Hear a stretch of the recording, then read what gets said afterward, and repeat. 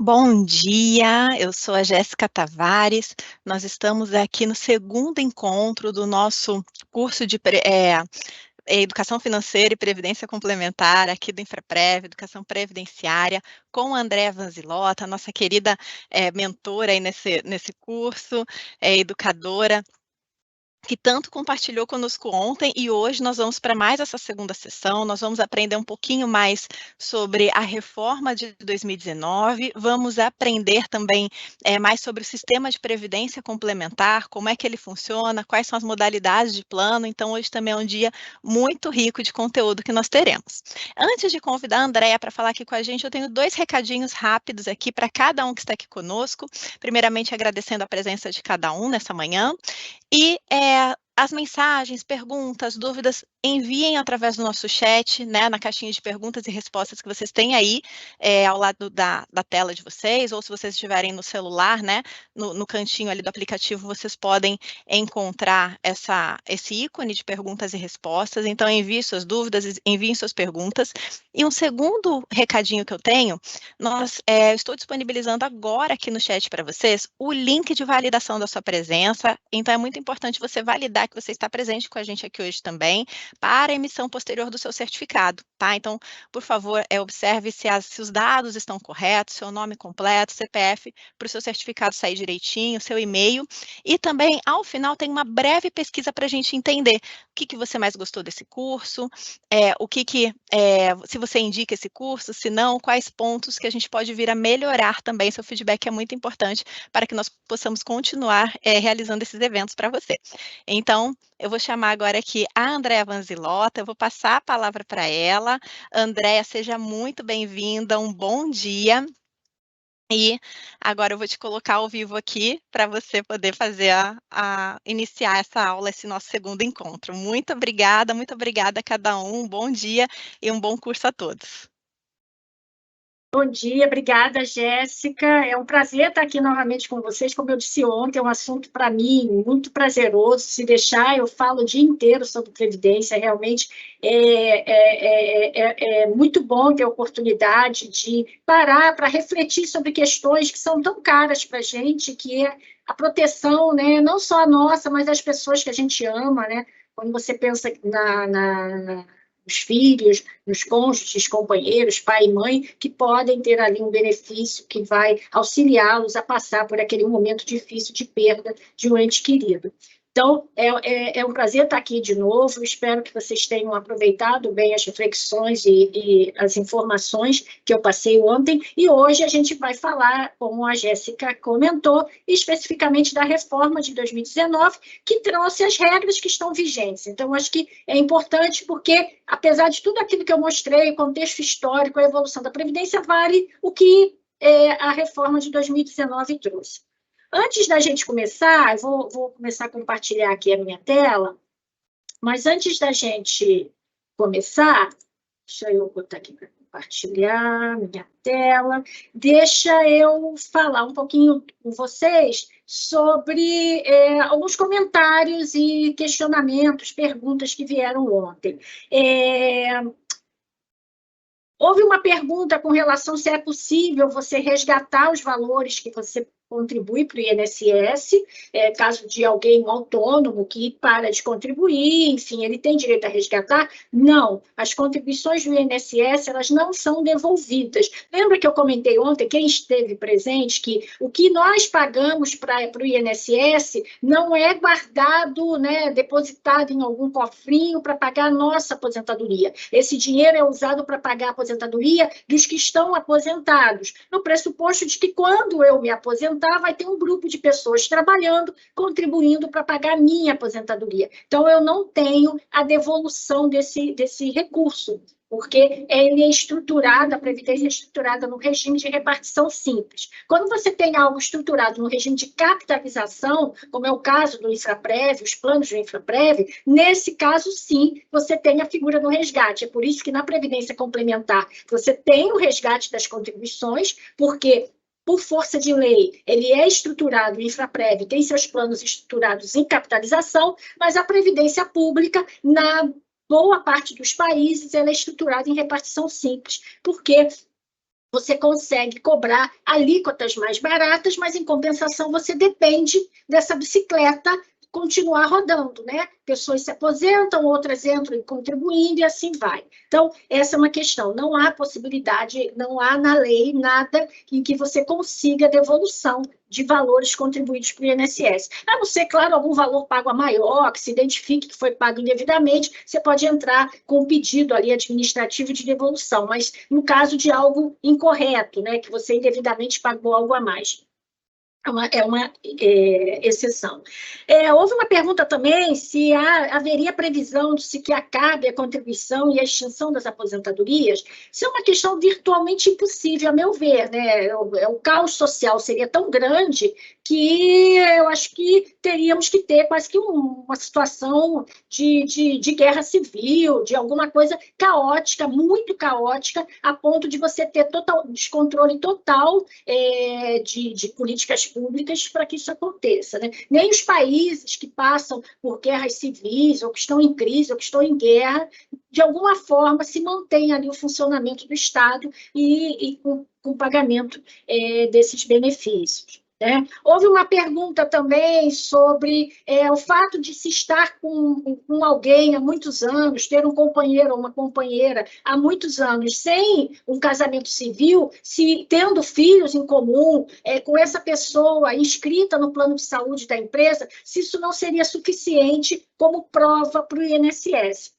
Em tese, sim, claro que sim. Só que o INSS, como eu disse ontem, ele vem dificultando esse processo de prova, né, para você atestar que, de fato, a dependência. Então, se não for algo que cause algum desconforto para o casal, eu recomendo avaliar a possibilidade de fazer uma declaração lá de união estável no cartório. Né? Porque se os filhos já forem maiores, então não tem direito à pensão, porque tem mais de 21 anos, pode ser difícil para essa companheira, para a viúva ou para o viúvo, vamos dizer assim, provar efetivamente, né, de que havia ali uma união estável. Então, vai conseguir provar, claro, mas talvez leve um pouco mais de tempo e pode haver ali, isso acaba adiando o pagamento da pensão, a pessoa pode estar necessitada daquele pagamento com uma certa urgência. Então, eu recomendo para quem não tem isso formalizado, que avalie a possibilidade de formalizar. Eu acho que é mais seguro, é uma forma até de você proteger, como eu falei no início, as pessoas que você ama. Então, eu acho que essa questão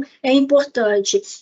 Então, essas foram as perguntas que eu vi ontem, que foram talvez assim as mais genéricas. Tem algumas perguntas mais específicas, que você vê claramente que trata da situação de uma pessoa ou de outra, que a Jéssica depois pode, enfim, direcionar as respostas, tá?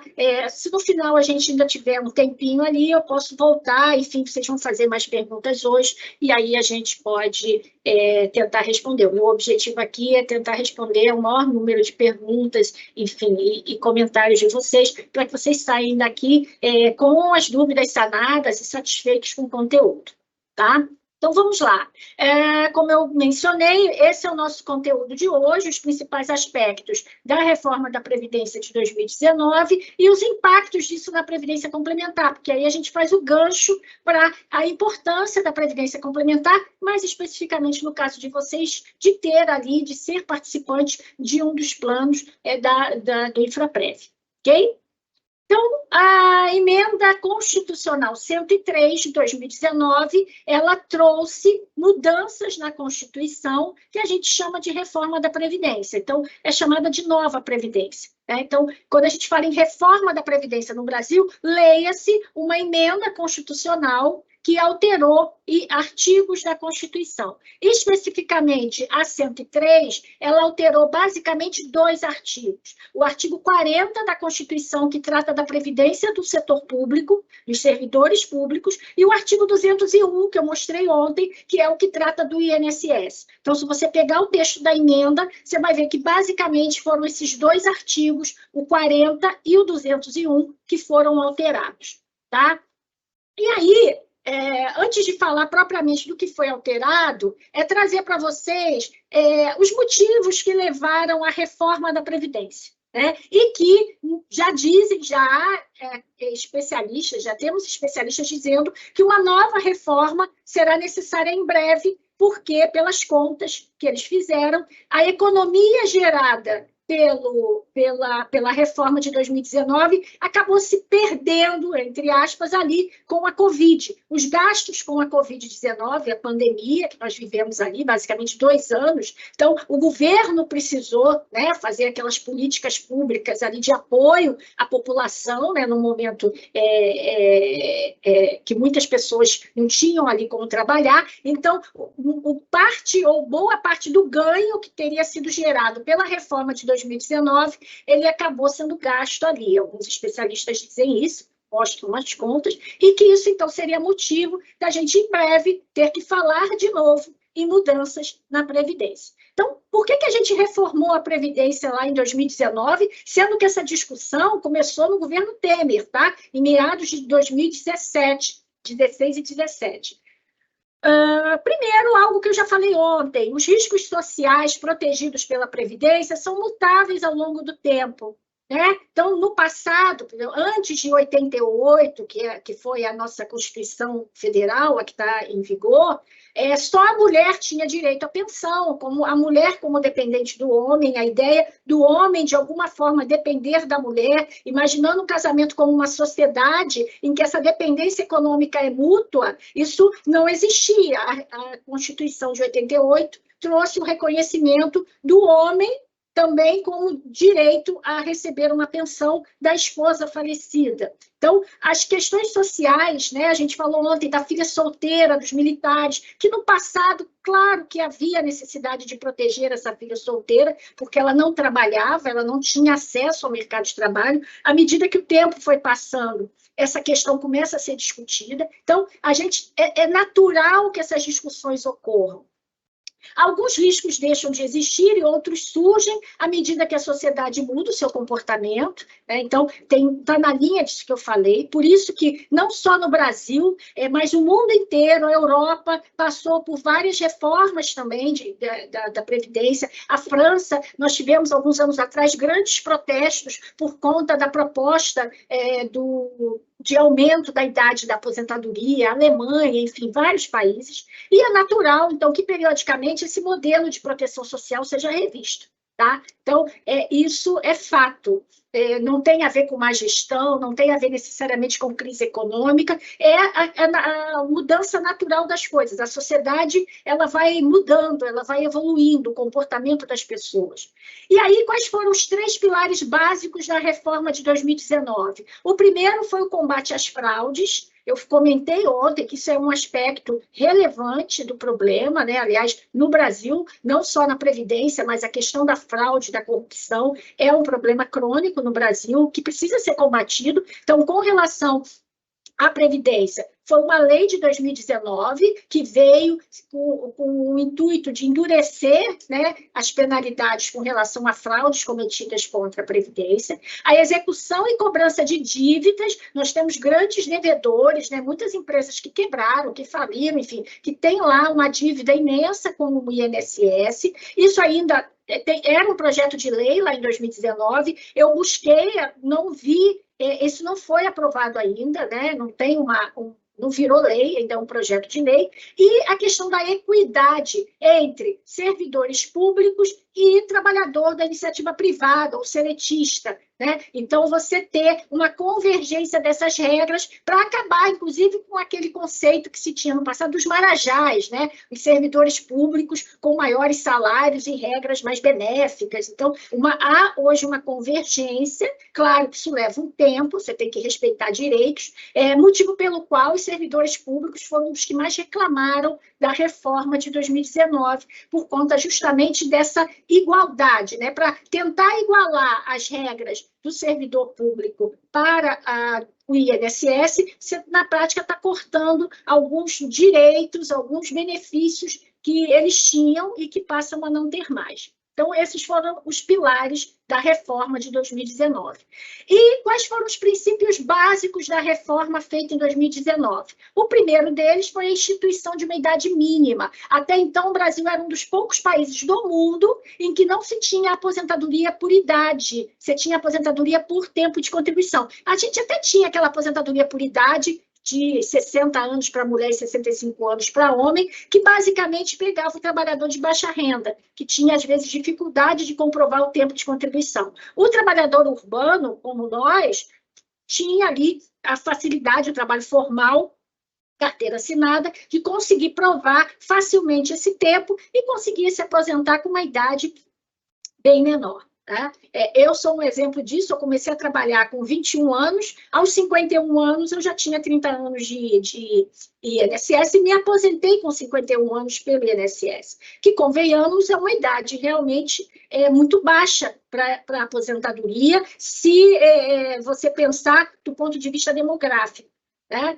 Eu exerci o direito, claro, né? Não sou de ferro, se eu tenho direito, é legal, eu me aposentei, mas como atuária, eu compreendo que essa aposentadoria com idades precoces, né? ela tem um peso maior sobre a Previdência. Então, hoje você tem uma idade mínima, 62 anos para a mulher e 65 anos para o homem. É claro que há aí um período de transição, porque aquelas pessoas, imagina, alguém que estava com 29, uma mulher com 29 anos e 6 meses de contribuição, podendo se aposentar dali a 6 meses, como eu, 51 anos de idade, faltavam 6 meses para completar 30 anos, vem uma mudança e agora só aos 62, não seria justo. Então, a regra de transição, ela teve o objetivo, basicamente, de pegar esse pessoal no meio do caminho e dar uma suavizada nessa regra. Tá? De esperar, não precisar esperar até aquela idade estabelecida para a regra permanente, que agora é 62 e 65 anos. Outro princípio básico foi a equiparação dos regimes, como eu falei, dos servidores públicos, que é o regime próprio, e do regime geral do INSS. Então, uma equiparação, uma convergência e redução das aposentadorias especiais. Inclusive, essa questão é polêmica, há uma judicialização, isso foi colocado pelas associações que defendem os trabalhadores, né, de atividades especiais. Só que a gente tem que lembrar que a reforma, a emenda, ela foi promulgada em novembro de 19. Em março de 2020 já começa a pandemia. Então, muita discussão que a gente esperava ocorrer no ano de 2020, por conta de judicializações em relação à reforma, as discussões, os debates, eles acabaram ficando sobrestados porque todo mundo, claro, focou na pandemia de Covid-19. Então, houve ali meio que uma suspensão, porque ninguém pensava em outra coisa. Mas houve uma polêmica muito grande com relação a essa redução de aposentadorias especiais. Por quê? Porque se estabeleceu também uma idade para aposentadoria especial. Quando, por definição, a aposentadoria especial é aquela em que o trabalhador está exposto ali a algum agente insalubre, ou perigoso, ou danoso para a sua saúde, e que, por conta disso, então, ele poderia se aposentar mais cedo. Mas, ao colocar uma idade, você acaba entrando em conflito um pouco com isso. Então, há uma discussão com relação à aposentadoria especial, que agora vai começar a retomar, quer dizer, já começou, eu diria, a partir de 2022 para cá, mas a regra hoje realmente é bem mais restritiva para a aposentadoria especial. E uma outra questão também foi uma desconstitucionalização, deixar a Constituição mais enxuta, isso é um desafio aqui no Brasil, a nossa Constituição ela é enorme, né? O artigo que trata do INSS é o 201, né? Então, e não é o último. Então, realmente, ela é muito extensa. Então, uma tentativa de deixar a Constituição mais enxuta, remetendo o detalhamento para leis complementares, que daria até uma flexibilidade maior em termos de governo, de fazer alterações. Que, por outro lado, também, muita gente tem receio, porque no Brasil, mexer na Constituição é mais difícil. Então, se você coloca alguma regra na Constituição, você teria, em tese, uma estabilidade maior. Quando você remete isso para a lei, aí a gente já sabe que a lei pode mudar toda hora. Mas esse foi um dos princípios. Tá? Uma questão também muito importante na emenda 103 foi a garantia do direito adquirido. Né? Então, aposentados e segurados elegíveis na data da promulgação, que foi 13/11/2019, eles não precisavam correr para se aposentar, eles podiam se aposentar a qualquer momento, com direito às regras antigas, ou às novas, se porventura fossem mais favoráveis. Então, isso ficou muito claro, né, para evitar maus entendidos, está muito claro na emenda que você tem o direito adquirido para quem já é elegível ou já aposentado. E estabeleceu-se regras a serem adotadas até a promulgação das leis, porque se eu tirei da Constituição muita coisa e remetendo para a lei complementar, enquanto não sai essa lei, eu ficaria no limbo. Então, já a emenda, né, os legisladores se preocuparam com isso e colocaram já essas regras transitórias na própria emenda, o que foi bom, porque já estamos em 2024 e não saiu nenhuma lei relacionada ao que está lá na emenda 103. E ficou garantido, isso foi uma briga, porque a proposta era tirar isso da Constituição, mas ficou assegurado que nenhum benefício poderá ser inferior ao salário mínimo, que agora em 2024 é de R$ 1.412, e nem superior ao teto do INSS, que hoje está em R$ 7.786. Então, isso ficou garantido na Constituição. Houve uma discussão aqui, porque a proposta, o governo, a área econômica, veio com uma proposta de tirar a questão do salário mínimo, remetendo isso para uma norma, para uma lei, mas não a sociedade, de modo geral, e quem protege, né, ali os interesses das pessoas, da sociedade civil, fizeram uma carga muito grande, a repercussão foi muito negativa, e aí, então, foi mantida esse direito, né? Nenhum benefício pode ser inferior ao salário mínimo. Tá? E quais foram os argumentos a favor da reforma? Né? Primeiro, o envelhecimento da população brasileira, isso é fato. A gente está vivendo mais, você vê mais idosos em todos os lugares que você vê, né? Hoje você já tem, quem vai no aeroporto, vocês que trabalham nesse ambiente, você tem a fila dos 60 anos, é a fila dos 80 anos, né? Porque se você fizer uma fila só com acima de 60 anos, essa fila ela é enorme, já chama dos super idosos, né? Já começa a criar uma diferenciação. Na prática, a gente já tinha uma idade mínima para os trabalhadores mais pobres, que já se aposentavam por idade. Então, para eles, né, os trabalhadores de baixa renda, a rigor não fez muita diferença, a não ser para a mulher, porque a idade da mulher era 60 anos e aumentou para 62. Havia uma proposta da mesma idade para os dois sexos, mas acabou ficando os 62 anos. Na Europa, você já tem países em que não há essa diferenciação, é a mesma idade para os dois. E outro argumento a favor da reforma é que, pelas regras anteriores, os brasileiros se aposentam cedo, homens em torno de 56 e mulheres em torno de 53. Então, de fato, para o contexto atual, essas idades, principalmente para o trabalhador urbano, são idades que, às vezes, ela está no ápice, né, da carreira profissional, em termos de experiência, de conhecimento. E o que acontece? A pessoa se aposenta pelo INSS e continua trabalhando, então perde aquele sentido de ser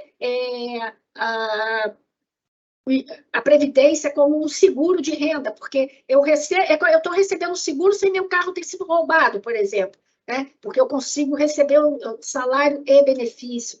E a questão do déficit crescente da Previdência Social, que é uma questão polêmica, como eu falei ontem, há quem defenda que não há déficit. Se o governo cumprisse o que está na Constituição, é o argumento, se cumprisse lá o que está na Constituição e direcionasse os recursos que a Constituição diz que devam ser para a Previdência, se isso fosse feito de fato, não haveria déficit.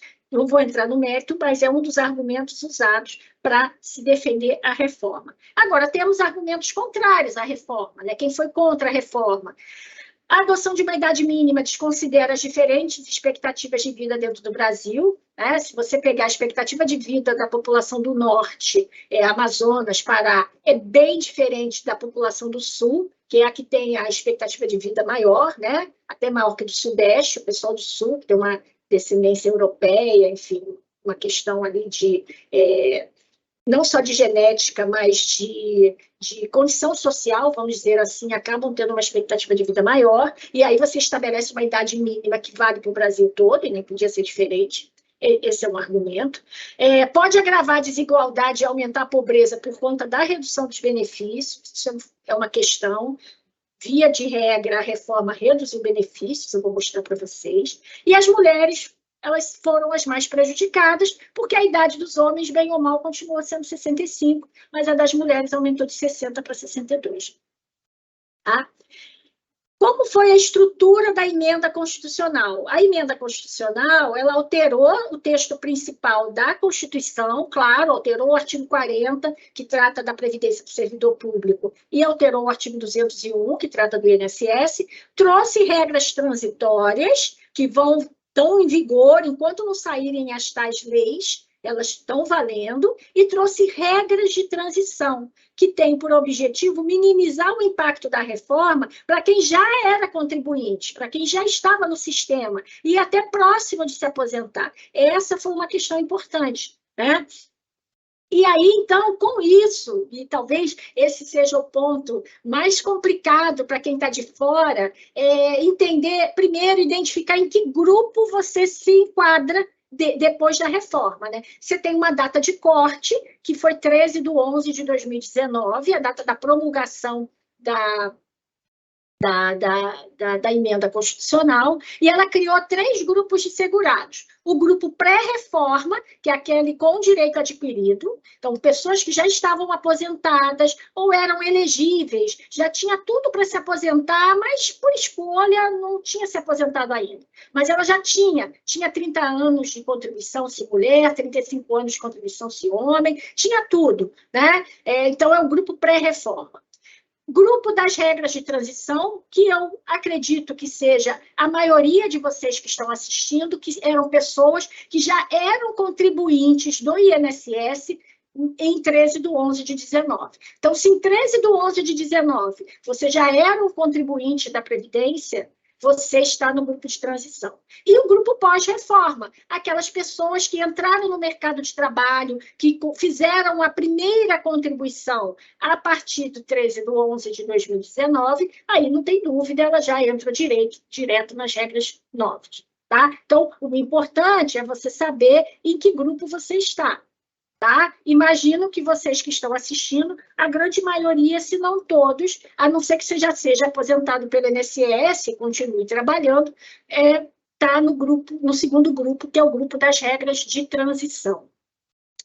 O direito adquirido, ele vale para aquelas pessoas que cumpriram todos os requisitos até 13/11/2019 e com a legislação vigente naquela época. Então, na prática, e isso é muito importante deixar claro, quem já era aposentado ou pensionista em 13/11, a reforma não o afetou, né, em nada. Ele continua lá recebendo seu benefício normalmente. Então, pai, mãe, que saíram notícias agora, né? As regras do INSS mudaram em janeiro. Na verdade, o que mudou foram as regras de transição, que eu vou mostrar para você. Então, toda vez que tem uma notícia relacionada ao INSS, quem já é aposentado se preocupa. Muitas pessoas, assim, conhecidos meus, né, me perguntam, eu ouvi dizer que mudaram as regras do INSS, aí eu tranquilizo, não, isso não te afeta, é só para quem ainda está trabalhando na regra de transição, etc. Né? Aquela pessoa que estava trabalhando, mas ainda não tinha as condições para aposentadoria, e aquelas pensões oriundas de óbito do segurado que tenham ocorrido até 13/11 também vão ser calculadas pelas regras antigas, né? Porque às vezes a pensão demora um pouco para ser paga em função de documentação, mas o fato gerador da pensão ocorreu antes do dia 13, está garantido a regra anterior, tá? E com relação às aposentadorias programadas, foi extinta a aposentadoria por tempo de contribuição, exceto nas regras de transição, mas um dia vocês vão ver, essas regras de transição vão acabar. E, então, para se aposentar, você tem que cumprir, você tem que ter 62 anos ou 65 anos de idade e ter pelo menos 15 anos de contribuição se homem e se mulher e 20 anos de contribuição se homem. Então basta eu contribuir 20 anos? Basta eu contribuir 15?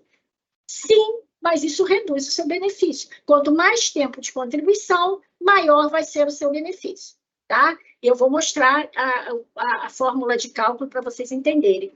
As regras de transição dessa reforma é para quem já era segurado em 13/11, como eu comentei, e você tem que verificar se alguma dessas regras de transição te permite se aposentar antes dos 62 anos de idade ou 65 anos. Se permitir, pode ser vantajoso para você exercer o direito a uma dessas regras de transição.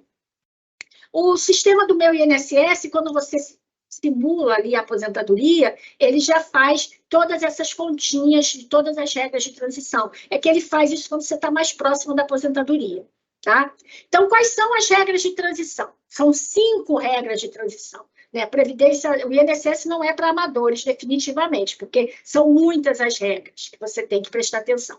Então, você tem, primeiro, um sistema de pontos, que a cada ano isso aumenta, a quantidade de pontos aumenta 1 ponto. Né? Então, em 2024, estão valendo 91 pontos para a mulher e 101 pontos para o homem. Então, por isso que a gente viu notícias de que as regras do INSS mudaram agora em janeiro, porque em janeiro aumentou de 90 para 91 e de 100 para 101. Então, isso vai aumentando até a mulher atingir 95 pontos e o homem atingir 105 pontos. Tá? Por isso, então, a cada ano isso vai mudando. Então, se você, fazendo as contas, conseguir atingir 91 pontos, somando a sua idade, o seu tempo de contribuição, e o homem somando 101 pontos, consegue se aposentar pelo sistema de pontos. A outra regra é o tempo de contribuição mais a idade. Você tem que ter pelo menos 30 ou 35 anos de contribuição e a idade aumentou 6 meses agora em 2024, era 58 anos, aumentou para 58 anos e 6 meses, né? 58 e meio e 63,5 para o homem. Então, isso vai aumentar a cada ano de 6 em 6 meses até atingir 62 e 65. Então, é por isso que a regra de transição, que ela vai, a cada ano, vai aumentando essa escadinha até que vai ter uma hora que ela vai parar, e aí a regra de transição acabou, porque vai atingir os 62 e 65. Tem uma regra de pedágio de 50%, que ela é específica para quem tinha pelo menos 28 anos de contribuição, se mulher,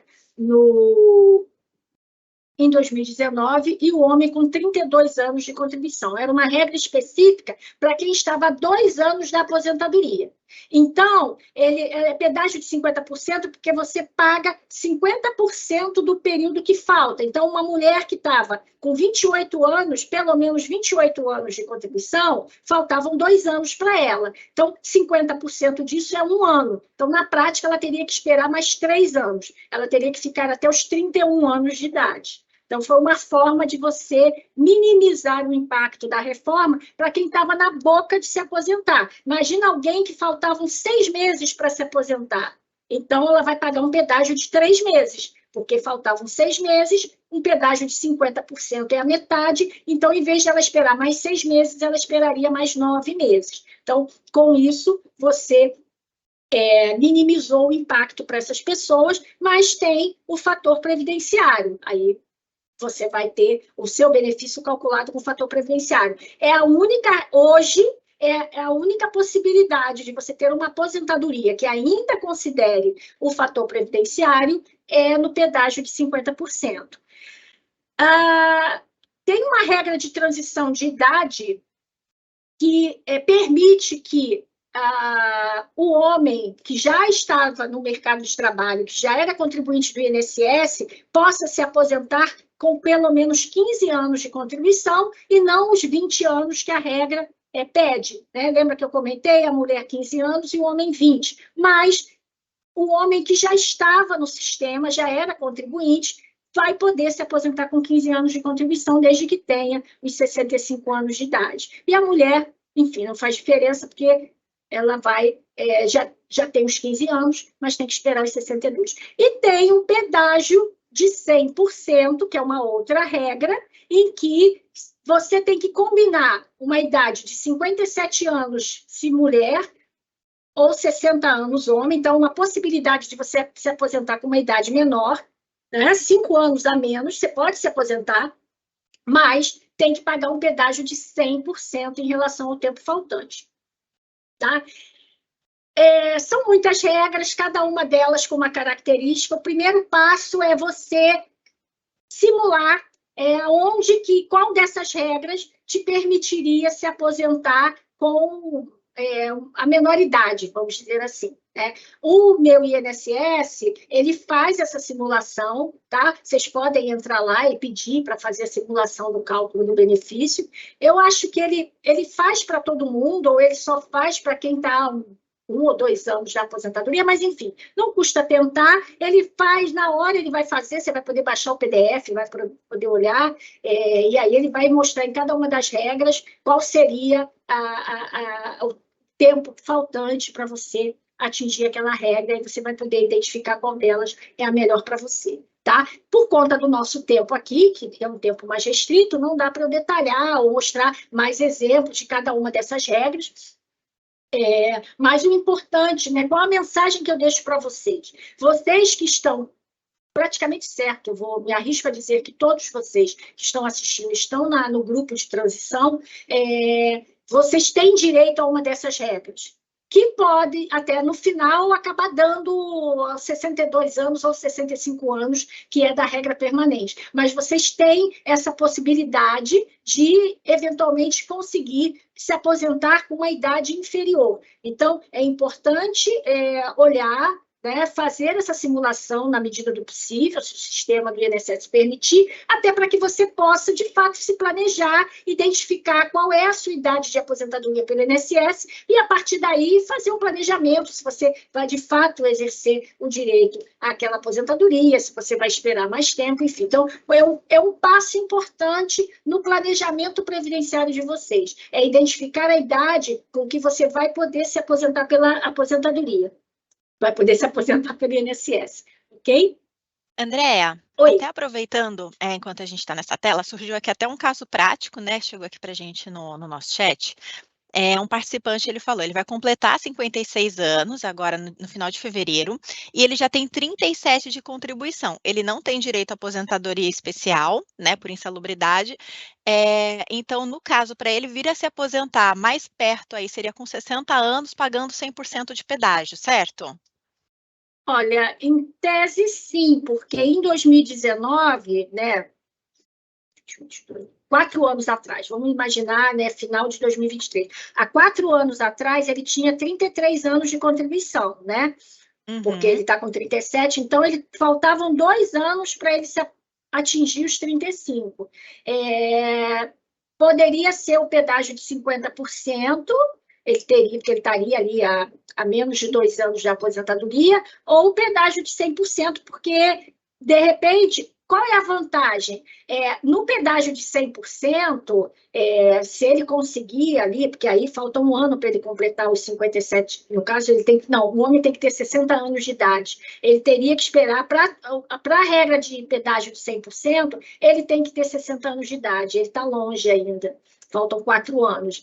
Ele tem que avaliar se o pedágio de 50%, a regra do pedágio de 50%, seria mais vantajosa, mas ela tem um fator previdenciário que as outras não têm. O que eu recomendo para essa pessoa que fez a pergunta é que entre no aplicativo e faça a simulação, porque eu acho que vai te dar uma visão mais clara, porque ele faz a simulação do cálculo do benefício, ele aponta qual o mais vantajoso, e aí, claro, se você tiver alguma dúvida, você vai buscar esclarecer, enfim, eventualmente alguém do Infraprev pode auxiliá-lo, de interpretar esse resultado. Mas o que é importante, e você está no caminho certo, tá? Quem fez a pergunta, porque é importante identificar qual a melhor regra para que você possa exercer esse direito, embora o INSS automaticamente, quando você pede o benefício, ele já escolhe a melhor regra, ele já escolhe a regra do melhor benefício, porque existe uma norma, já até uma determinação do próprio Supremo, né, de que a regra do melhor benefício, como eles chamam, o INSS tem a obrigação, não é você que vai dizer para o INSS qual regra que você quer, o INSS tem a obrigação de indicar para você qual é a melhor regra. Então, o INSS já faz isso para você. Então, é importante entrar lá no sisteminha, lá no aplicativo, e fazer a simulação, tá? Mais alguma Perfeito. coisa? Não, no momento é só. E daí lembrando também que pelo Infraprev, a partir de 48 anos já é elegível a aposentadoria antecipada, né? Então ele já está, 56 anos ele já é até elegível a aposentadoria normal, né? Então também tem a questão complementar para ele também. Exatamente. Obrigada, Andréa. Vamos lá, então. Como é que é o cálculo do benefício do INSS? E aí, aqui é o pulo do gato, né? Mas então basta eu ter 15 anos ou 20 anos. Como é que é feita a conta? A conta é a seguinte: a conta é 60% mais 2% do tempo de contribuição que exceder a 20 ou exceder a 15. Então, você com isso vai calcular um percentual, e esse percentual vai incidir sobre a média de 100% dos seus salários desde julho de 94. Então, se você tem exatamente 20 anos de contribuição, isso aqui vai dar zero. Né? Um homem que contribuiu, fiz 20 anos, vou contribuir só durante 20 anos, né? Imagina, eu posso me aposentar com 45 anos, então posso me aposentar com 65 anos, vou começar a pagar INSS só com 45 anos, que aí eu faço os 20 anos de contribuição e com 65 anos eu posso me aposentar. Só que aí, nesse caso, você vai receber 60% da média. Por quê? Porque 20 menos 20 dá zero, 2% vezes zero dá zero. Então, se você tiver, por exemplo, 30 anos de contribuição, 30 menos 20 dá 10, 10 vezes 2% vai dar 20%, então eu tenho um benefício de 80%, tá? Então, quanto maior o tempo, o homem só vai atingir 100% isso aqui só vai atingir 100% quando ele tiver 40 anos de contribuição. Tá? Porque 40 menos 20 dá 20, 20 vezes 2 dá 40, 40 mais 60 dá 100. Então, o homem só atinge 100% com 40 anos de contribuição e a mulher só vai atingir 100% com 35 anos de contribuição. Então, vejam, você pode se aposentar com um tempo menor? Pode, mas isso vai impactar no seu benefício. Então, é uma escolha. Você pode atingir a idade, mas se você vai continuar trabalhando, de repente um homem com 65 anos, dependendo do cargo que ele ocupa, ele pode continuar trabalhando por mais tempo, ele pode fazer a escolha se ele se aposenta pelo INSS e continua trabalhando, ou ele fica esperando um pouco mais para melhorar o seu benefício do INSS. Tá? Então, essa questão do tempo mínimo, ela é importante. Claro, tem pessoas que só vão conseguir contribuir pelo mínimo, pessoas que têm dificuldade, pessoas menos qualificadas, né, que têm dificuldade de se manter no emprego, dificuldade em arrumar um emprego formal, com pagamento do INSS, chegam lá na idade de aposentadoria, conseguindo ali comprovar, às vezes, né, o mínimo do mínimo, que é o 20 anos para o homem e 15 anos para a mulher. Tá? Então, essa é uma questão importante. Tá? O ideal é quanto maior o tempo de contribuição, maior vai ser sua média, maior vai ser o percentual que vai incidir sobre a média calculada e, consequentemente, maior o valor do seu benefício. Tá? Outras modificações que foram trazidas pela emenda 103. O empregado de empresa estatal não pode mais se aposentar pelo INSS e continuar trabalhando. Então, empregado da Petrobras, empregado do Banco do Brasil, enfim, Caixa Econômica, ele não pode mais se aposentar pelo INSS e continuar trabalhando. Antes podia, né?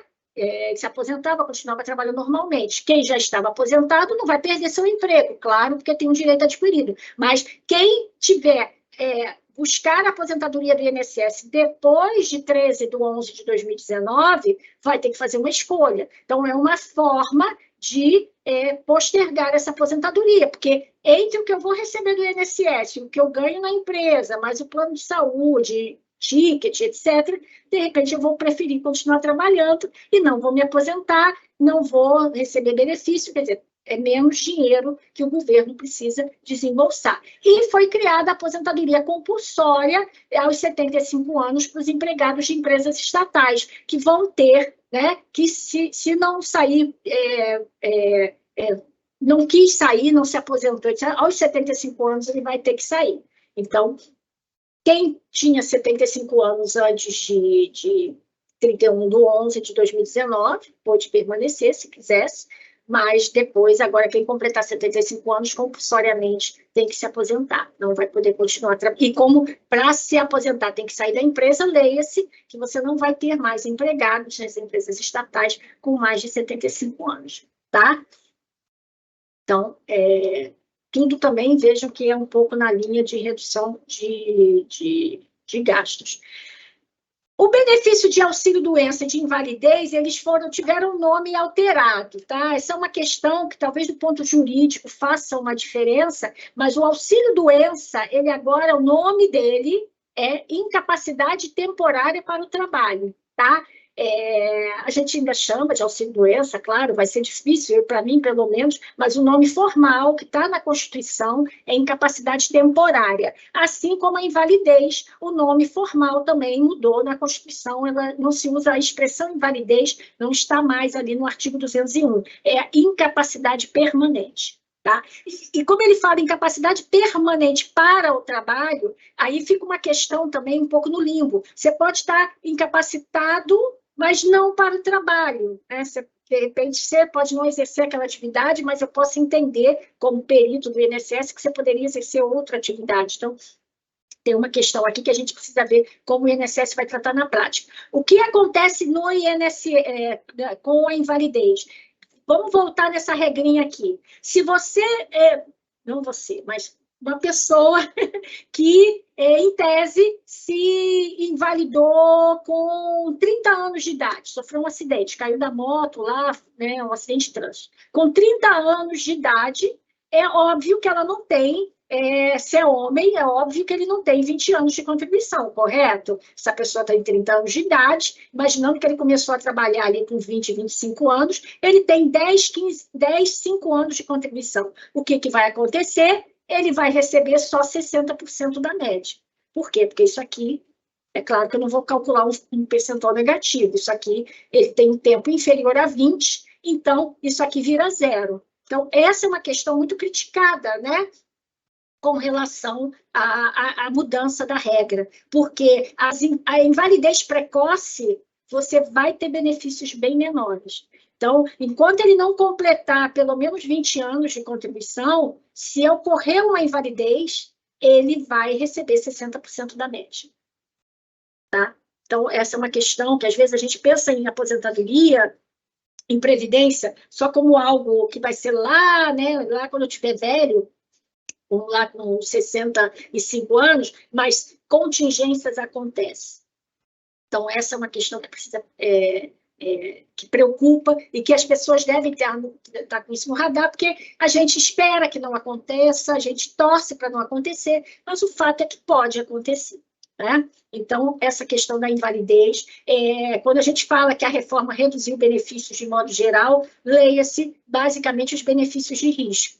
Tá? Invalidez e pensão por morte, que eu ainda vou falar. A pensão por morte, ela teve também uma redução significativa, tá? Ela voltou a ser de 50% mais 10% por dependente. A pensão até então era de 100% da média, né? E então o aposentado, quando ele falecia, cônjuge, né, o viúvo ou viúva, recebia 100% daquele benefício que a pessoa vinha recebendo. Agora não vai ser mais assim. Vai ser 50% mais 10%. Ah, mas eu já era aposentado antes da reforma. Sim, mas se o fato gerador da pensão ocorreu depois da reforma, então a pensão vai ser de 60% para aquela viúva, para aquele viúvo. Então, eu me aposentei lá no início dos anos 2000 e estou aqui recebendo meu benefício normalmente. A reforma não me atingiu, porque eu sou direito adquirido. Mas, vindo a falecer depois de 2019, a pensão já é na nova regra. Então, a pensionista, em vez de receber o mesmo valor que eu vinha recebendo, vai receber 60%. Tá? Então, não existe direito adquirido de pensão, porque o direito adquirido tem a ver com fato gerador. E se a pessoa estava viva em 13/11, então o fato gerador ocorreu depois. Tá? E uma questão importante, pensão por morte de ativo. Pensão por morte de ativo, como é que ela é calculada? Pensão de aposentado, ninguém tem dúvida, eu uso o valor do último benefício. Mas a pensão por morte de ativo, eu calculo um hipotético de invalidez, então eu faço um cálculo, se essa pessoa tivesse se aposentado por invalidez, qual seria o benefício dela? X. Aí a pensão é 60% de X. Só que a aposentadoria por invalidez, ela agora é calculada nessa regra. Então, vejam, né, como é que ficou a pensão de ativo. Se a pessoa morreu jovem, né, aquele meu exemplo, alguém de 30 anos de idade, em que a invalidez hipotética seria de 60% da média, então eu calculo um hipotético de invalidez que é 60% da média. Sobre esse valor, eu aplico os 60% da pensão. Na prática, a viúva vai receber 36% da média. Então, a pensão de ativo também reduziu muito, principalmente para os óbitos precoces, né? E no caso também de invalidez precoce. Daí, a gente reforçar a importância de você ter complemento de aposentadoria, porque se isso, infelizmente, acontecer, a renda do INSS é bem provável que ela não seja suficiente para prover o sustento daquela família. Tá? Voltando à pensão por morte, o tempo de duração da pensão por morte é variável, tá? Não é mais necessariamente vitalício para o cônjuge. E aí, essa regra, inclusive, a reforma manteve, porque ela veio lá do governo Dilma, eu mostrei ontem, foi em 2015, uma lei que mudou a regra de duração da pensão por morte. O que acontece? Para o cônjuge, companheiro, divorciado, enfim, aquele que recebia pensão alimentícia, que também tem direito à pensão por morte, a pensão vai ser só de 4 meses se, porventura, o óbito tenha ocorrido sem que o segurado tenha realizado 18 contribuições mensais. Por que isso? Porque estava se verificando pessoas, às vezes, ali no leito de morte, nunca tinha pagado nada para a Previdência, alguém ia lá e escrevia aquela pessoa e fazia um pagamento pelo teto do INSS. Aí a pessoa morria, você ia lá, fazia a conta, eu vou fazer a média dos salários que eu tenho. Ele só tem um salário, esse salário é o teto, a média desse salário era o próprio teto, e eu recebia de pensão 100% daquele valor. Então, estabeleceu-se ali, se a pessoa não tiver pelo menos 1 ano e meio de contribuição, a pensão vai durar só 4 meses. E se o casamento ou a união estável se iniciou em menos de 2 anos antes do falecimento. Aqueles casos, né, que em Previdência, eu que dou treinamentos e faço cursos em muitas fundações, você vai ouvindo as histórias, pessoas que casam com a empregada, casam com a enfermeira, casam com a cuidadora para deixar a pensão por morte, como se pensão fosse herança, né? Pensão não é uma herança. Então, a ideia também de que se a união estável ou o casamento tiver menos de 2 anos na data do óbito, a pensão só vai ser paga por 4 meses. Infelizmente, para punir aqueles que agem, às vezes, de má fé, você acaba punindo todo mundo, porque você pode ter um casamento legítimo, alguém que casou porque realmente era de interesse casar e, infelizmente, veio a óbito em menos de 2 anos depois do casamento, a pensionista vai receber pensão só por 4 meses, tá? Agora, passando esse prazo, você tem mais de 18 meses de contribuição, tem mais de 2 anos de casamento, a pensão vai durar de 3 anos a vitalício, dependendo da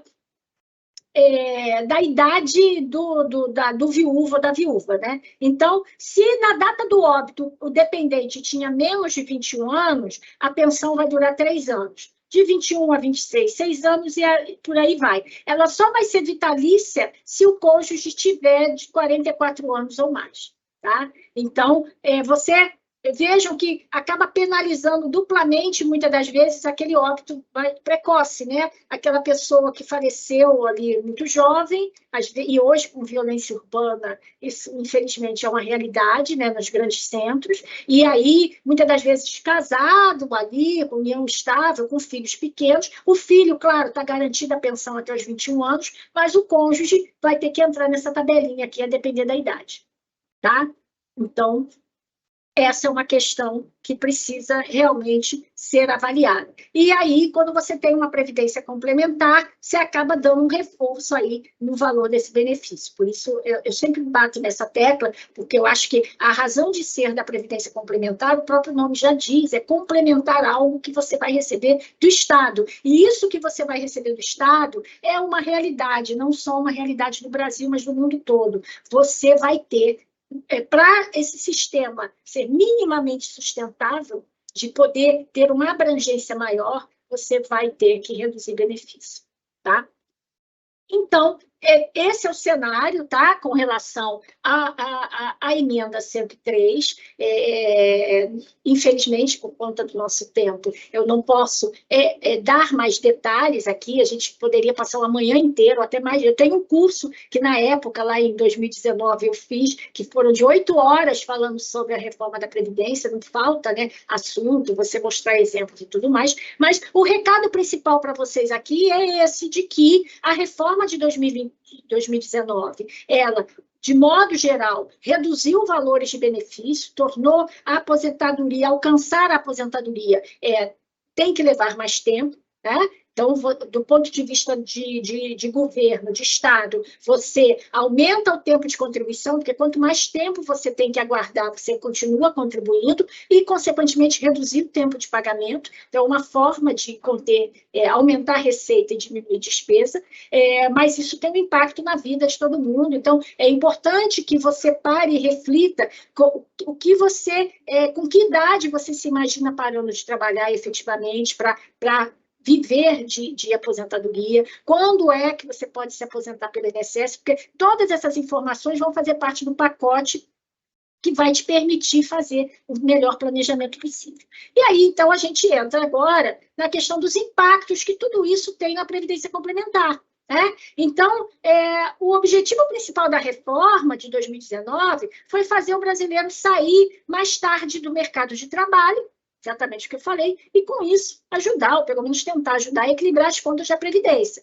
Os benefícios do INSS, de modo geral, terão valores menores, principalmente nos casos de invalidez e de mortes em idades precoces. Então, essa é uma preocupação. Lembrem, Previdência não é só aposentadoria por idade. A gente tem a ideia, o imaginário, claro, ninguém quer morrer jovem, ninguém quer se invalidar, mas a gente precisa ter consciência de que essa possibilidade, por menor que seja, ela existe. Então, a gente tem que ter consciência de que precisa também de proteção contra essas contingências, porque a regra que está vigente hoje, esses benefícios de fato são menores do que eram antes, e antes já não eram nenhuma maravilha, a verdade é essa. Então, há toda uma discussão de que a gente vai precisar de políticas de inclusão no mercado de trabalho para as mulheres que tradicionalmente trabalham um tempo menor por conta da maternidade, né? Eu tenho certeza que vocês conhecem mulheres que, dependendo do nível salarial que ela tinha na empresa, que ela trabalhava, onde ela trabalhava, ela optou por deixar de trabalhar para cuidar do filho, porque não compensava, né? Principalmente as trabalhadoras menos qualificadas, que têm um salário menor.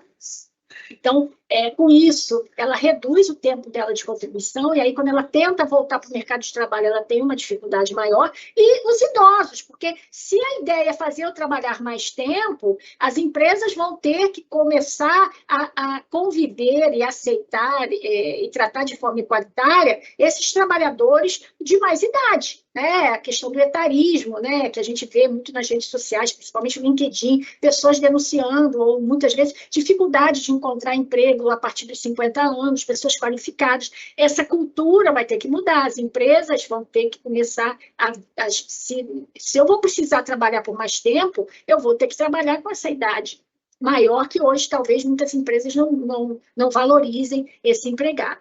Tá? Porque senão eu vou ter um enorme contingente de idosos sem qualquer tipo de proteção social, né? Principalmente as pessoas menos qualificadas, que têm essa dificuldade adicional de buscar uma colocação. E aí vão para a informalidade, não contribuem, né?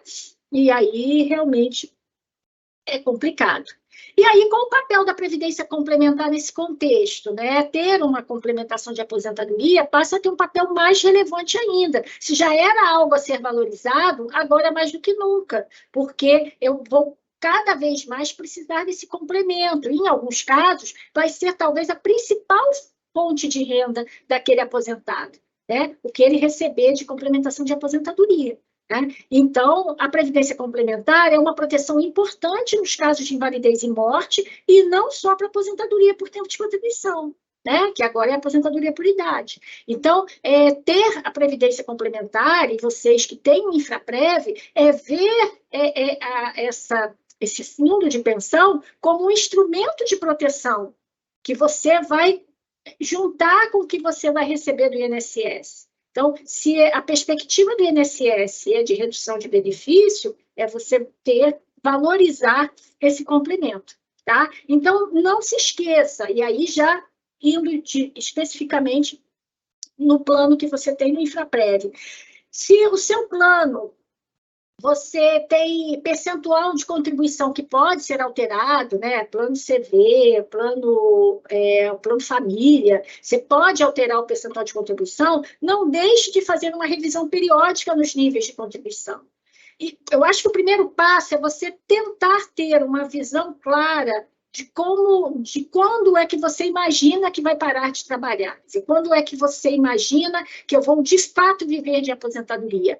Vai ser assim que eu atingir as condições, eu quero sair. Quer curtir a vida, enfim.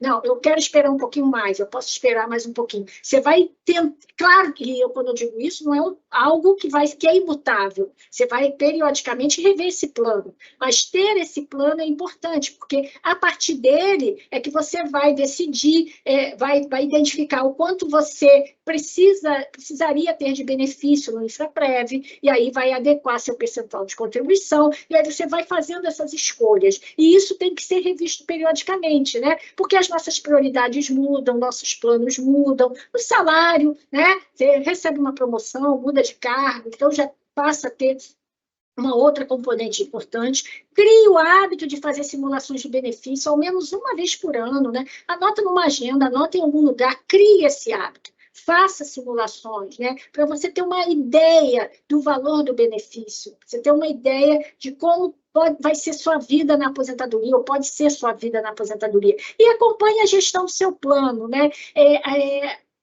Previdência não é um investimento no sentido tradicional, mas é um investimento no futuro. Né? Então, como todo investimento, a gente precisa cuidar.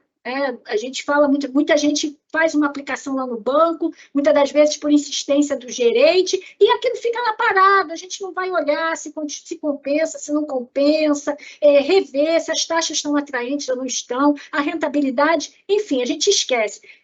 E muita gente faz isso também com plano de previdência, né? Tem a previdência, o desconto vem no contra-cheque, enfim, eu nem tomo muito pé da situação, não conheço muito bem as regras, e aí, quando chega perto da aposentadoria, é que ele resolve se inteirar, e aí vai ver, de repente, deixou de passar uma oportunidade de ter uma melhoria ali no benefício, de buscar uma contribuição ótima, né, que é aquela em que você vai ter a contrapartida máxima da patrocinadora. Então, conhecer o seu plano, e nisso, com certeza, a entidade tem ali os mecanismos para te passar essas informações, essas orientações, né, no site, os vídeos, o próprio atendimento, né, que você pode entrar em contato por e-mail, por telefone. Então, busque essas informações, tá, para que você possa fazer um planejamento melhor.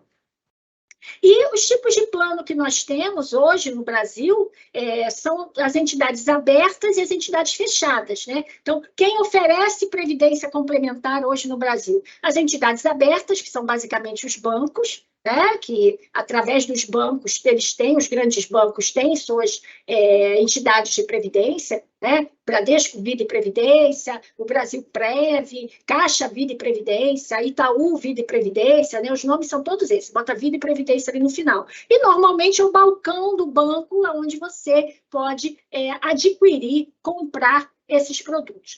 Basicamente, o que eles oferecem é o PGBL, com P de plano, e o VGBL, com V de vida. Então, quem vai adquirir um plano de previdência aberta tem esses dois produtos. E as entidades fechadas são entidades sem fins lucrativos, essa é uma distinção muito importante, porque as entidades abertas ligadas a bancos, elas têm fins lucrativos, elas são constituídas dessa forma, as entidades fechadas não, elas são oferecidas a um grupo de empregados vinculados àquela empresa patrocinadora, daí o nome fechada, ela não tem um balcão que ela sai oferecendo aquele plano patrocinado, né? É diferente dos bancos, e os planos que a gente tem nas entidades fechadas é uma nomenclatura que talvez seja familiar para vocês, planos de benefício definido, o BD, planos de contribuição definida, CD, e os planos de contribuição variável, que é um plano misto, que é o plano que vocês têm no Infraprev. O plano família já é um plano de contribuição definida. O PGBL, ele é um plano de previdência, o P, a gente é plano e é de previdência, e o VGBL, na verdade, o VGBL, ele é vendido como previdência, mas ele é um seguro de vida. Ele não é previdência. E a diferença, e isso gera uma diferença tributária, porque o plano de previdência eu posso abater no imposto de renda até o limite de 12%, ao passo que o VGBL, por ser seguro de vida, eu não posso abater no imposto de renda, mas na hora do resgate ou da aposentadoria, eu acabo tendo uma vantagem tributária do VGBL em relação ao PGBL. Então, o primeiro passo para quem vai adquirir uma previdência aberta é identificar qual dos dois traz mais vantagem do ponto de vista tributário. Identificada essa vantagem, o resto eles são iguais, tá? Nas entidades fechadas, o plano BD, que vocês têm no Infraprev, um plano que está fechado, o próprio nome já diz, o valor do benefício é estabelecido em função de uma regra ligada ao salário, né? Média salarial, normalmente, e em função desse valor que eu prometo, no plano, que é em função do salário, eu, então, calculo o custeio necessário. Então, o benefício está definido no regulamento. É a média dos 12 últimos salários, dos 36 últimos salários, enfim, é o que está lá no regulamento. E aí eu vou buscar a contribuição necessária para garantir o pagamento daquele benefício. Os planos de contribuição definida é o contrário. Eu defino a contribuição, tem lá as regrinhas de contribuição, você escolhe o percentual que vai contribuir, isso vai para uma caixinha transformada em cota, tem a rentabilidade do plano, que pode ser positiva ou negativa, até que no final gerou um montante, você e a patrocinadora, se for um plano patrocinado. Esse montante vai ser transformado num benefício, e esse benefício não é necessariamente vitalício, porque ele vai ser pago enquanto tiver dinheiro naquela sua caixinha. Tá? Os planos BDs, o benefício é vitalício. Nos planos de contribuição definida, o benefício não é vitalício. Ele é pago enquanto tiver dinheiro na sua caixinha. Acabou o dinheiro da sua caixinha, acabou o benefício. Tá? E os planos de contribuição variável, ele tem característica mista. Ele normalmente é CD na fase de acumulação, né? Então aí você contribui, a patrocinadora contribui, é transformada em cota, você tem lá o extrato, você sabe quanto tem na sua caixinha, vai ser transformado no benefício. Quando chega na hora da aposentadoria, aquele benefício, se houver a opção de transformá-lo numa renda vitalícia, então eu já passo a ter uma componente BD a partir de então, porque passa a ter essa renda vitalícia. Então, por isso que ele é chamado de plano de contribuição variável. Tá? Então, o que nós temos hoje em dia? Eu diria que 99,9% dos planos BDs estão fechados, não aceitam mais novas inscrições. Tá? Não vou afirmar categoricamente que não tem nenhum aberto, porque vai que tenha ainda, mas eu acredito que não. Os poucos que tinham, que eram ligados a esta terminação para fechar o plano BD. E hoje, o que prevalece no mercado são os planos de contribuição definida, em que o benefício é função desse montante acumulado, não há necessariamente uma renda vitalícia. Tá? O que nós temos no mercado em termos de estatística, só para vocês entenderem o tamanho desse sistema de previdência complementar? Nós temos no Brasil 277 entidades, dentre elas o Infraprev, 3.902 patrocinadores instituidores, né, boa parte empresas privadas. Instituidores são órgãos de classe, sindicatos que podem oferecer um plano de previdência fechado para os seus associados, né? Então, eu sou atuária, sou associada do Instituto Brasileiro de Atuária, e nós temos o IBAPREV, que é administrado por uma fundação Viva Previdência, era da Petros, mas houve a transferência para o Viva Previdência. Então, como atuária, eu posso contribuir para esse plano. Nesse caso, eu não tenho contrapartida de um patrocinador, né, porque é o meu órgão de classe que está me oferecendo. Nós temos 1.186 planos de benefícios, então, quando você compara isso com a quantidade de entidades, prevalecem entidades multiplanos, né, que administram mais de um plano, é o caso do InfraPrev, né, que administra mais de um plano, e somos cerca de 4 milhões de participantes e assistidos. Esse número é muito importante, e eu acho que ele serve para você valorizar o fato de ter acesso a um plano de previdência complementar. Por quê? Porque no Brasil nós somos mais de 200 milhões de habitantes, uma população economicamente ativa, que está ali naquela faixa, né, dos 18 aos 60 anos, vamos dizer assim, de cerca de 100 milhões, é metade. 4 milhões têm acesso à previdência complementar. Então, sob esse aspecto, a gente pode se considerar privilegiado por ter acesso a essa previdência, né, de ter uma empresa oferecendo um plano de previdência que, juntamente comigo, ela está contribuindo e que vai gerar um montante que vai me ajudar a manter um padrão de vida na hora da aposentadoria. Então, para quem, eu sempre digo isso, para quem tem essa oportunidade de ter um plano de previdência patrocinado, não perca essa chance. Busque tirar dele o máximo de proveito. E, para isso, você precisa conhecer o plano, precisa conhecer as regras, para que você busque, então, a melhor forma de melhorar o seu benefício. E, claro, né, cuidar desse plano, acompanhar a gestão, questionar quando necessário, né? Então, isso é que é importante, essa participação ativa. Aqui trouxe para vocês também uma ideia do ranking das entidades no Brasil. A gente tem as 3 maiores empresas estatais, né, com os maiores planos maiores entidades de previdência, Previ do Banco do Brasil, a Petros, da Petrobras, a FUNCEF da Caixa Econômica, são os 3 maiores as 3 maiores entidades, e nesse ranking o InfraPrev está ali no 47º lugar, né? Então, ali no grupo dos 50 maiores entidades do Brasil, em que, com patrimônio, lá em setembro de 23, tá? Pelo menos por essa estatística, de mais de 4 bilhões de reais. Tá? Então, só para vocês contextualizarem aonde que a InfraPrev se encaixa nesse cenário. Tá? Há uma vantagem tributária em você contribuir para a Previdência Complementar, que é você poder abater até 12%, né, o equivalente a 12% da sua renda bruta, você pode abater do imposto de renda. Por isso que, quando chega final do ano, a gente vê propaganda de banco, né? Pague menos imposto e faça um PGBL, enfim, aí bota lá um leãozinho aparecendo, né, a figura do leão. Então, os bancos fazem isso direto.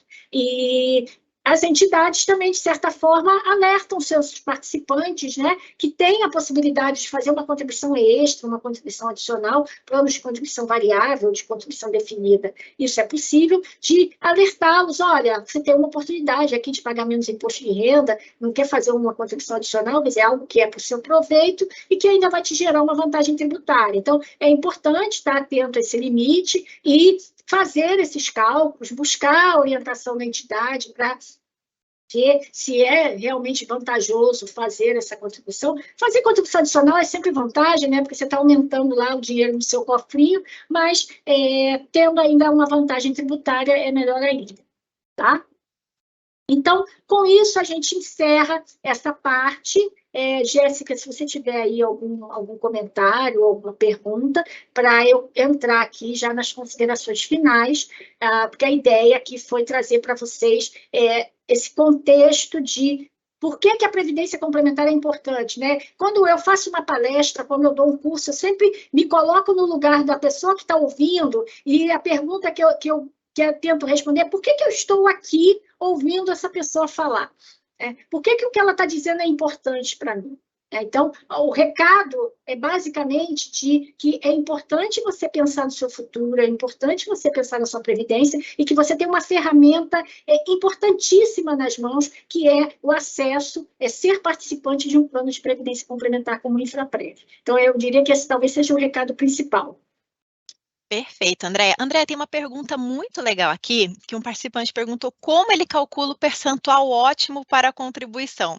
E essa é uma pergunta legal, principalmente para quem já está, né, com o plano aí recebendo patrocínio também. O que que ele pode considerar, né, além, né, de ver o benefício dele mais para frente, mas também fazer proveito de todo o que o plano, né, ele dá de benefício ali também com patrocínio. Como é que a gente pode ajudar ele a fazer esse cálculo?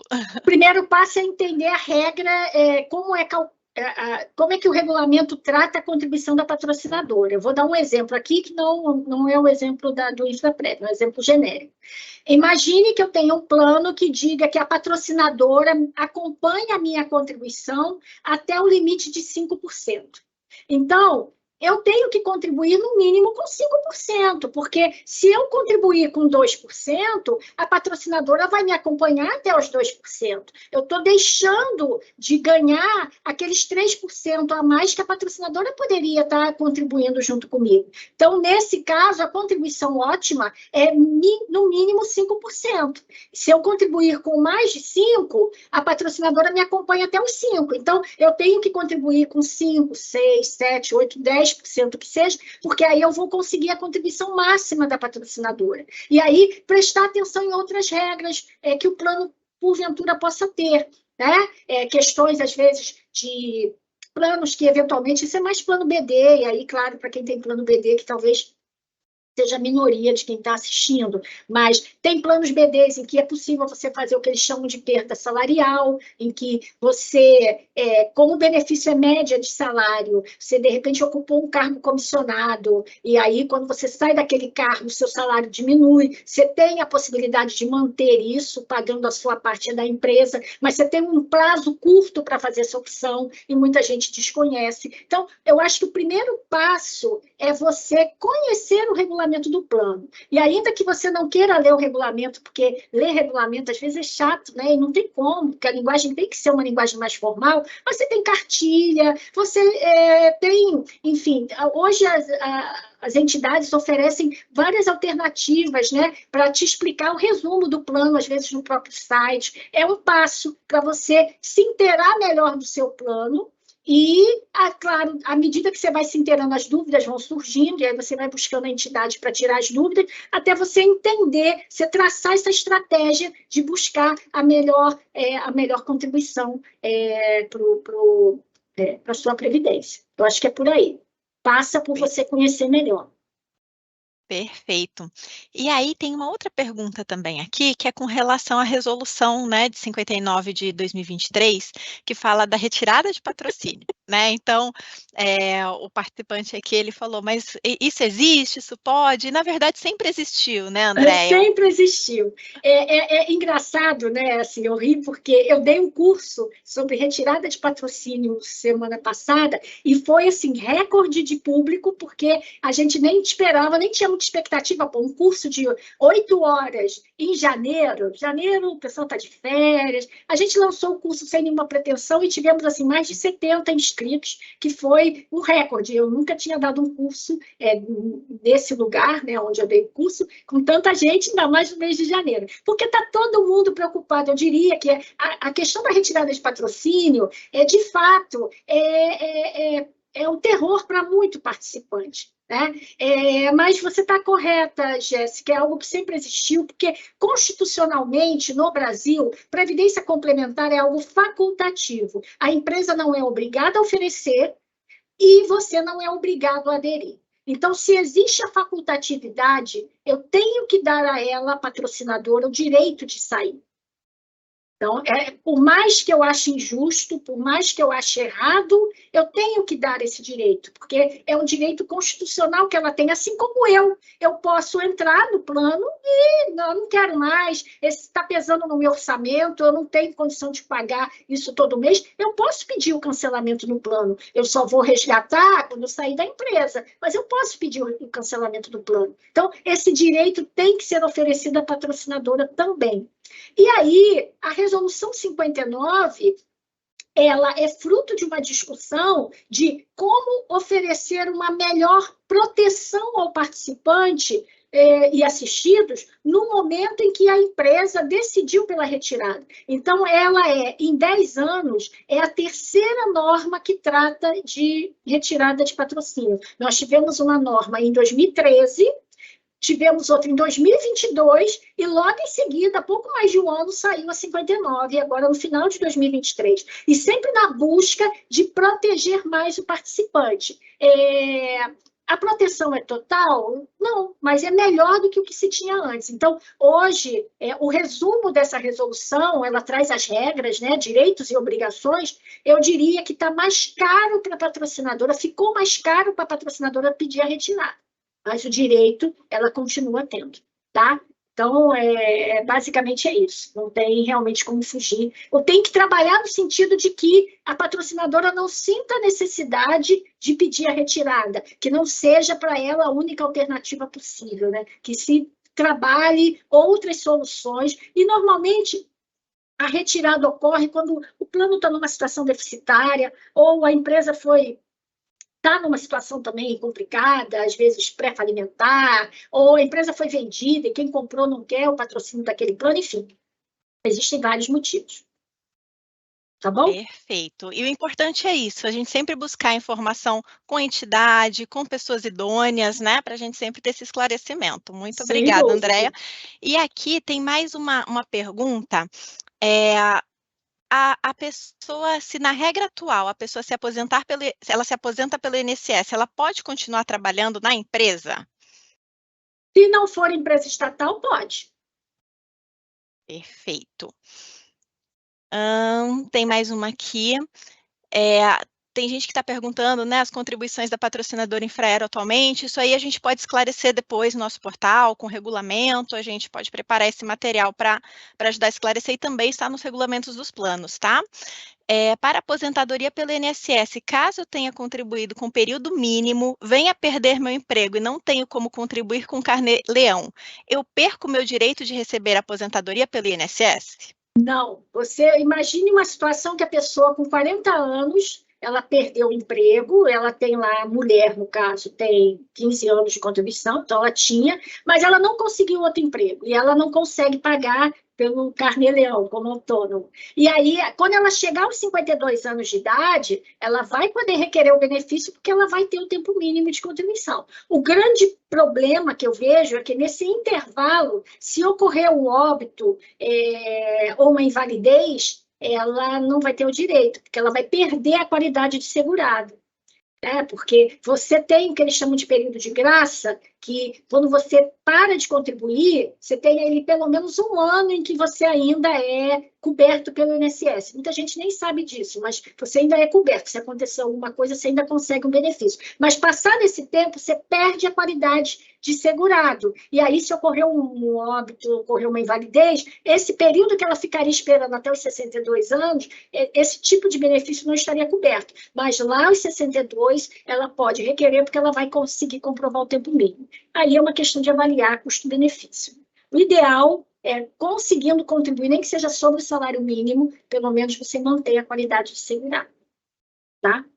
Perfeito, Andréia. Podemos seguir, então, para as considerações então, vamos finais. Lá. Considerações finais. Aqui, até em função do que me foi pedido, né, quando eu montei essa apresentação para vocês nesses 2 dias, de trazer para vocês algumas reflexões, né, sobre a importância de pensar no futuro. Tá? Então, eu acho que o primeiro, né, garantia de estabilidade financeira. Eu gosto muito o pessoal diz que dinheiro não traz felicidade, mas sem ele é que a felicidade dificilmente você tem ela na plenitude, né? Para ser feliz eu preciso do básico, né? Eu preciso comer, eu preciso me vestir, eu preciso ter um lugar para morar, eu tenho despesas. Por mais frugal que seja a minha vida, eu preciso de um mínimo para sobreviver. Então, a garantia de estabilidade financeira, o planejamento previdenciário, ele permite que as pessoas mantenham minimamente um nível de vida adequado após a aposentadoria, evitando dificuldades financeiras, evitando depender de um parente, depender dos filhos, né? Então, essa é uma questão importante. Não é a ideia de ficar rico, né? Eu quero me aposentar ganhando mais do que eu ganhava, ótimo, se você conseguir, perfeito, mas não deve ser esse o objetivo principal. Longevidade e qualidade de vida, né? A gente está vivendo cada vez mais, a gente quer qualidade de vida, e qualidade de vida passa por você ter o mínimo, né? E não é um mínimo só para a subsistência, é o mínimo para o lazer, é o mínimo para a diversão, né? É o mínimo para você poder, enfim, aproveitar a vida num momento em que você está liberado ali daquelas obrigações, né? De trabalho, às vezes de criação de filhos. Então, é você assegurar uma renda que garanta, né? Minimamente isso, né? É você poder viajar, né, eventualmente, nem que seja aqui mesmo no Brasil, não precisa ser aquelas viagens mirabolantes, né, para conhecer o mundo. De novo, se tiver condição, ótimo, se é o que você gosta, ótimo, mas é ter realmente esse conforto, né, de que a vida não seja tão difícil. Menor dependência de programas governamentais, né? Ontem um dos comentários eu vi, para que contribuir para o INSS se no final todo mundo recebe LOAS? Primeiro que o LOAS é um salário mínimo aos 65 anos de idade e você tem que comprovar ali um nível de renda mínimo, abaixo de um mínimo, então se você a vida inteira trabalhou numa empresa com carteira assinada, formou um patrimônio, tem um imóvel, você não vai se encaixar nesse perfil, não vai ter direito a esse benefício, né? E ganhar um salário mínimo pode não ser o suficiente para você, para o seu padrão de vida. Então, a gente tem que ter consciência, e culturalmente no Brasil, a gente tem uma tendência a achar que o governo é provedor, mas o governo, o dinheiro que o governo tem, ele vem da gente, né? Dos impostos, das contribuições, e a gente, ao mesmo tempo que quer tudo do governo, a gente não está disposto a pagar. Tá? Então, a gente tem que buscar, na medida do possível, essa menor dependência de programas governamentais, porque a gente está vendo INSS reduzindo benefício, né? Bolsa Família, que é um programa importante, mas que também, volta e meia, tem ali, né, a redução do valor, pente fino que é passado ali nas pessoas, porque está todo mundo ali apertando, né, o cinto, o governo também, assim como a gente, está todo mundo buscando economizar. Adaptação às mudanças econômicas e políticas, então as regras de previdência podem mudar ao longo do tempo, então de repente, eu posso hoje achar que o que eu vou ganhar do INSS está suficiente para mim, eu não preciso me preocupar com previdência, meu salário hoje está abaixo do teto, mas eu estou no início de carreira. Então, né, às vezes, a gente pensa assim, poxa, uma pessoa que ganha R$3.000, R$4.000, para que ela vai pensar em previdência complementar se o teto do INSS é 7.800? Ela ganha 4.000 hoje ela está ali, de repente, menos da metade do caminho. Qual vai ser o salário dela? Ela não imagina que ela vai crescer na carreira, ela não imagina que vai ter aumentos salariais, promoções, né? Então, esse planejamento, a gente não deve se prender a essa questão de valor e achar que estou coberta pelo INSS, porque a gente viu o INSS mudar as regras. Né? E hoje eu posso estar coberta, mas daqui a 10 anos, 20 anos, talvez não esteja. E aí eu me dou conta, já perdi esse tempo de contribuição. Né? Principalmente se eu tenho um plano de previdência patrocinado, em que eu posso usufruir da contribuição da patrocinadora. Proteção contra emergências, é importante ter uma reserva financeira. Né? Então, e aqui já emendando não propriamente a previdência complementar, mas a previdência complementar ela é importante para você focar na sua aposentadoria ou nessas contingências de benefício de risco, mas é importante você pensar em ter uma reserva de emergência, né, que pode ser até construída por meio de planos previdenciários. Você pode, por exemplo, usar o plano família como uma forma de construir essa reserva de emergência, porque é um recurso que você não tem um acesso diário, como você tem no aplicativo do banco, né, em que você, às vezes, tem lá um dinheirinho guardado na caderneta de poupança, mas que é muito fácil tirar da poupança, poupança, de repente você ter alguma coisa ali, faz um plano família, né? Enfim, para você formar uma reserva em que você sabe que pode acessar quando precisar, dependendo das regras do plano, mas que não é algo que você estala o dedo e o dinheiro está na sua conta no dia seguinte. Então, pode ser uma forma, principalmente para aquelas pessoas que são disciplinadas, né? Que precisam ter uma obrigação de fazer aquele aporte todo mês.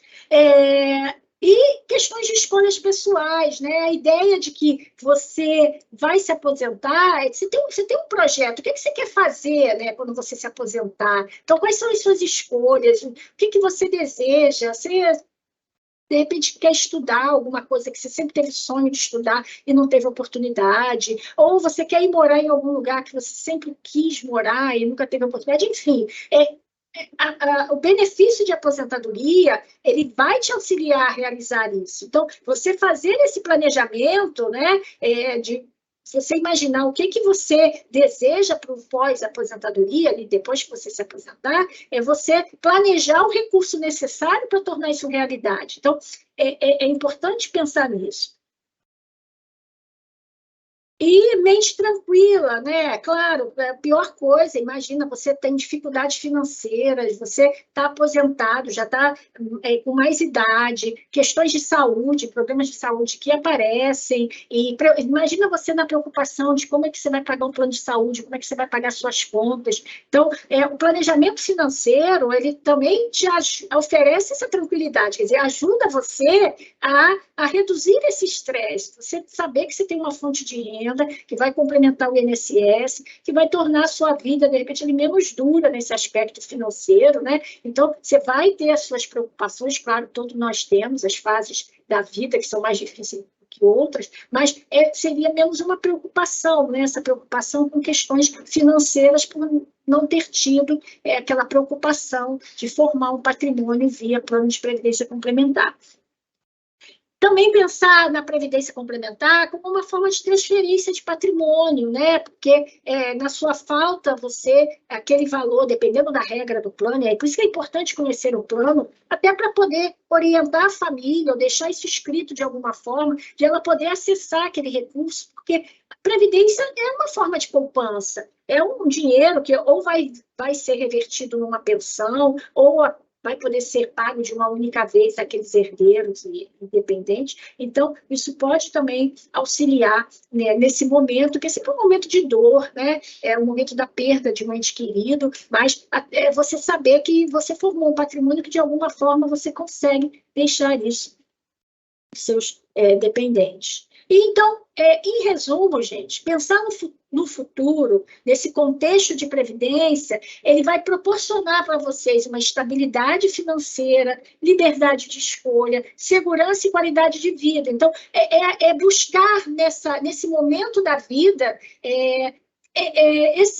essa tranquilidade, né, de que eu tenho de onde tirar o meu sustento, que eu tenho um benefício, que eu vou conseguir levar a minha vida ali sem muitos percalços, né, e vai me permitir também, claro, a me adaptar a essas mudanças. Por isso é importante, principalmente para quem ainda está há algum tempo da aposentadoria, estar sempre antenado com o que está acontecendo, se está mudando, se vai mudar as regras, e sempre que efetivamente houver uma mudança de regra, sentar e rever seus planos, buscar orientação na entidade, que vai ter um pessoal ali capacitado para tirar suas dúvidas, né? Então, eu diria que previdência ele é um investimento fundamental para tranquilidade e bem-estar lá na frente, na aposentadoria.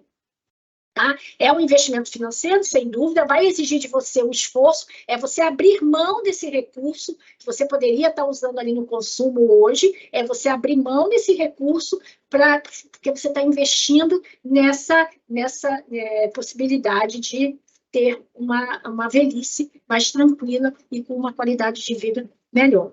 Tá? Então, com isso, eu encerro e deixo para vocês essa reflexão. E uma coisa também, né, não vamos exagerar, também não é você abrir mão do seu presente para pensar só no futuro, tem que buscar esse equilíbrio, né? Você tem, claro, pessoas que estão ali ainda formando, constituindo família, você tem filhos pequenos, tem que investir na educação dos filhos, na sua própria educação, por que não? A gente está sempre evoluindo, então não pode abrir mão disso pensando só na aposentadoria, mas é buscar o meio termo, é buscar o quanto você consegue reservar, e eu sei que não é fácil, né? Não é fácil para ninguém, hoje todo mundo tem ali um orçamento muito apertado, mas entender o quanto você pode abrir mão ali para formar essa caixinha lá, né? Dar uma de cigarra e a formiga, dar uma de cigarra, que você... Uma de formiga, não dê uma de cigarra, por favor, dá uma de formiga, de guardando um pouquinho, para você ter lá no momento em que você precisar. Então, eu deixo com vocês essa reflexão. Usem e abusem do Infraprev. Eu acho que os participantes, de modo geral, não usam os canais, né? Busquem, né? Liguem, mandem e-mail, mandem mensagem, enfim, todos os canais de atendimento. Faça disso um hábito de você periodicamente buscar essas informações, que isso só vai te trazer frutos lá na frente. Perfeito, Andréia. Bom, mais uma vez agradeço a sua participação, né, essa aula tão rica que você trouxe para nós, com tanto conhecimento, que tanto agrega, muitos elogios que estou recebendo desde ontem. Fico Então, feliz. conteúdo super elogiado, a didática muito boa, agradeço a participação de todos. Mais uma vez reforço, né, o Infraprev ele tem uma série de iniciativas, então, como a Andréia falou, acompanhem nossos canais, acompanhem nossas redes sociais, se vocês ainda não nos seguem nas redes sociais, Instagram, Facebook, LinkedIn, acompanhem também para saberem das novidades, nosso portal, estamos com um portal novo, então ali tem mais informação para você também. E um ponto importante que algumas pessoas perguntaram, o curso, a gravação das 2 aulas, né, vão estar disponíveis no YouTube, no canal do Infraprev no YouTube, então se você também ainda não segue, deixa lá, clica lá para seguir, para você ser notificado de todas as novidades que nós publicarmos lá. A aula de ontem já está no YouTube, então essa aula de hoje, até o fim do dia ali também já deve estar, no máximo amanhã já vai ser publicada, para você também tirar alguma dúvida, rever alguma partezinha, compartilhar com aquele colega que não conseguiu participar, e reforçando, né, se você hoje faz parte das patrocinadoras do Infraprev e ainda não tem, né, o seu plano de previdência no Infraprev, não perca mais essa oportunidade, entre em contato lá no RH para você também fazer a sua adesão, e se você quiser incluir algum familiar no nosso plano família, é uma possibilidade também que o Infraprev hoje oferece, muito mais moderna, flexível também para você colocar um filho, um parente e até mesmo pessoas que não têm acesso à previdência, de terem também uma previdência no Infraprev, um amigo. Hoje o plano família ele aceita ali com todas as pessoas inscritas no INSS, pessoa física inscrita no INSS, ela pode fazer parte no plano família, porque ele é um plano que tem como instituidora também a Abrap, então é uma possibilidade. Busque mais informação. Qualquer dúvida, nossos canais de atendimento estão sempre à disposição também. Deixo esse reforço. Agradeço mais uma vez, Andréia. Agradeço a presença de todos. Nós passamos um pouquinho do nosso horário, mas faz parte, porque o conteúdo foi muito bom, muito rico e muito esclarecedor. Muito obrigada mais uma vez. Um excelente Obrigada, dia Jéssica. e uma ótima semana a Tá bom. todos. Tchau, gente. Até a próxima. Tchau. Até. Tchau, tchau.